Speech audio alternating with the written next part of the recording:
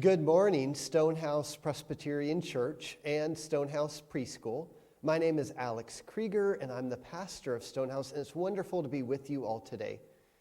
This morning, I wanted to offer to you all a storybook reading of a new book I've just found and been reading to my own daughter, Alana.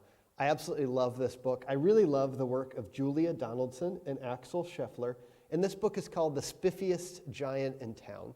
It's a really funny story, but there's also a really good lesson in this story that we'll get to later on at the end of the story. But right now, I just would love to jump into this book with you, The Spiffiest Giant in Town. And spiffy means very nicely dressed. It's a really cool dress.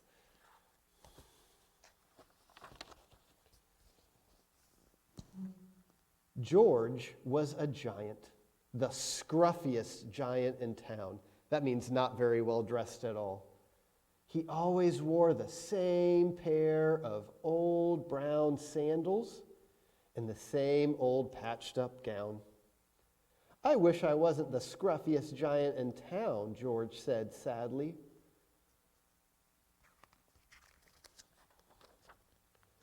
But one day, George noticed a new shop, and it was full of spiffy clothes for giants like him.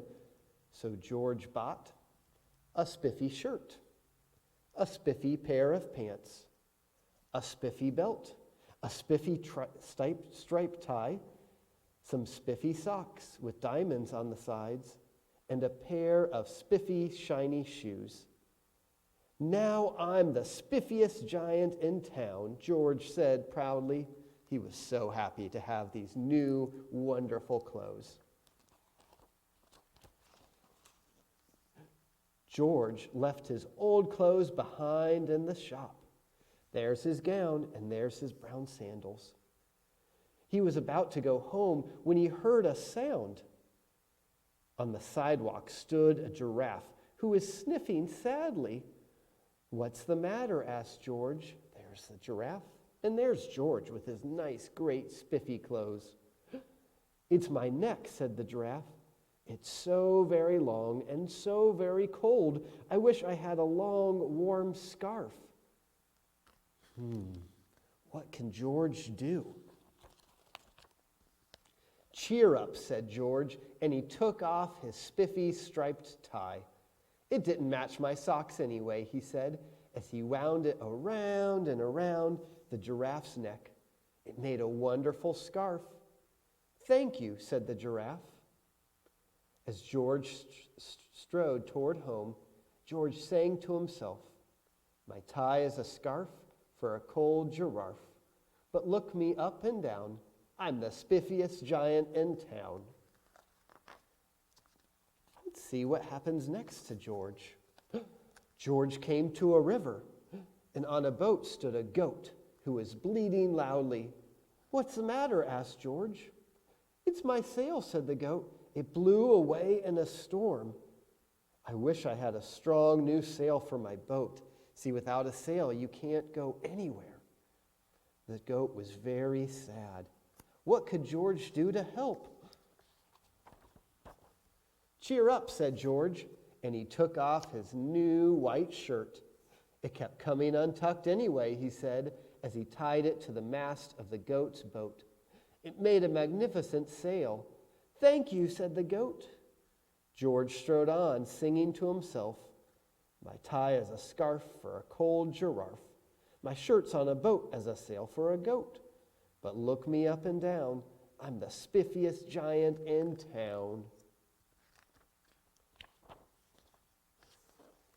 George came to a tiny ruined house. Oh no! Beside the house stood a white mouse with lots of baby mice, and they were all squeaking. "What's the matter?" asked George. "It's our house," squeaked the mother mouse. "It burned down. Oh, how terrible. And now we have nowhere to live. I wish we had a nice new house." What could George do? "Cheer up," said George, and he took off one of his shiny shoes. There's the shoe. "It was giving me blisters anyway," he said, as the mouse and her baby scrambled inside. The shoe made a perfect home for them. "Thank you," they squeaked. George had to hop along the road now, but he didn't mind. Look, just one shoe and one sock. As he hopped, he sang to himself, "My tie is a scarf for a cold giraffe. My shirt's on a boat as a sail for a goat.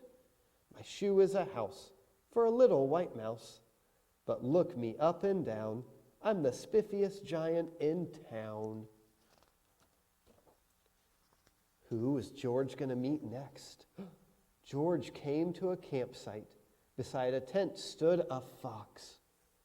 The fox was crying. "What's the matter?" asked George.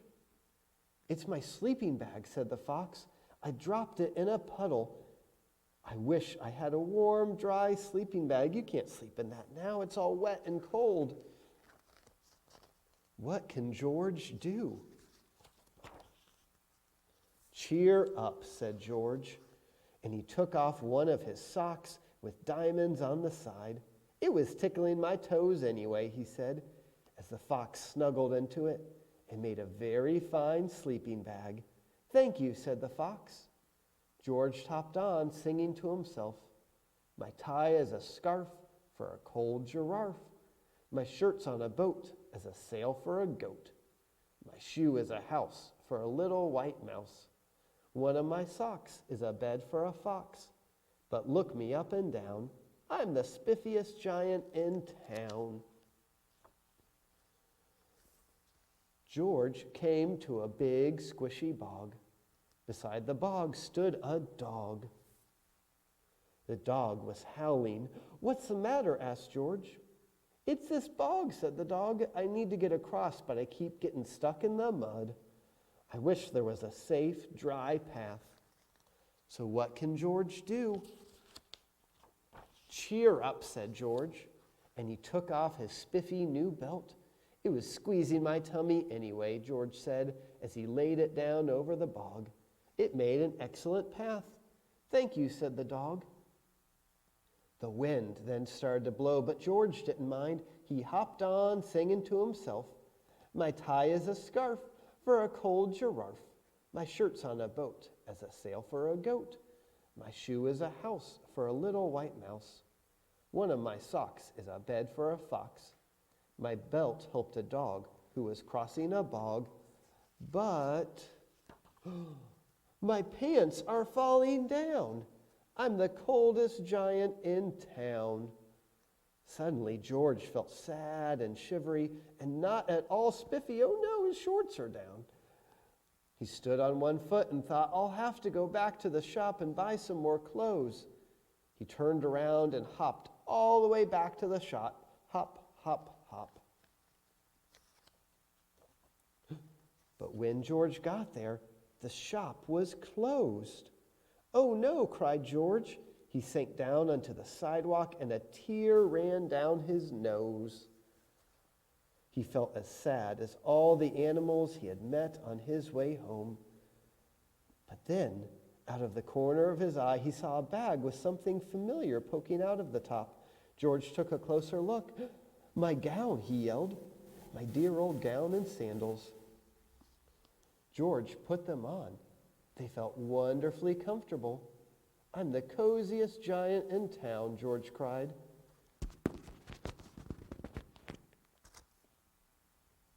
And George danced all the way back home along the road.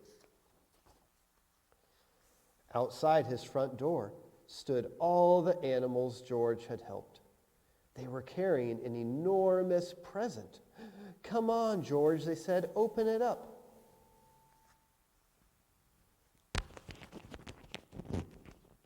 Put that down. George untied the ribbon. Inside was a beautiful gold paper.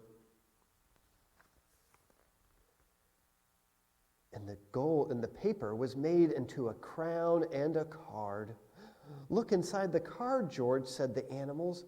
George put the crown on his head and opened the card.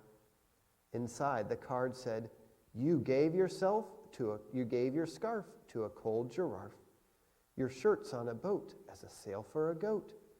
Your shoe is a house for a little white mouse. One of your socks is a bed for a fox. Your belt helped a dog who was crossing a bog.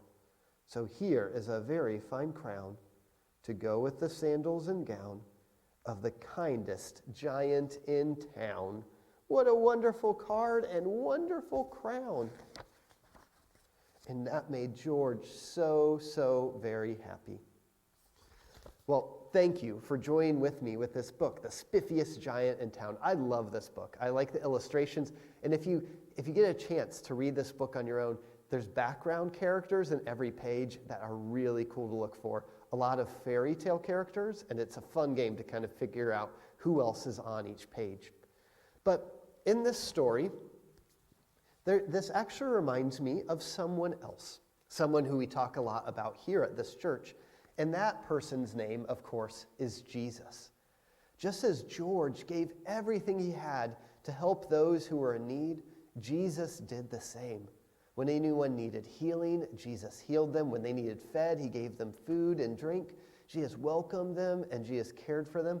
And Jesus told us to do the same. He said, if you have a coat, give it to someone. And even if they need a second coat, give that too. So Jesus really challenges us when we see someone in need to help them and give them, even when it might cost us something. Now, you might think, I'm not a giant like George. What could I give?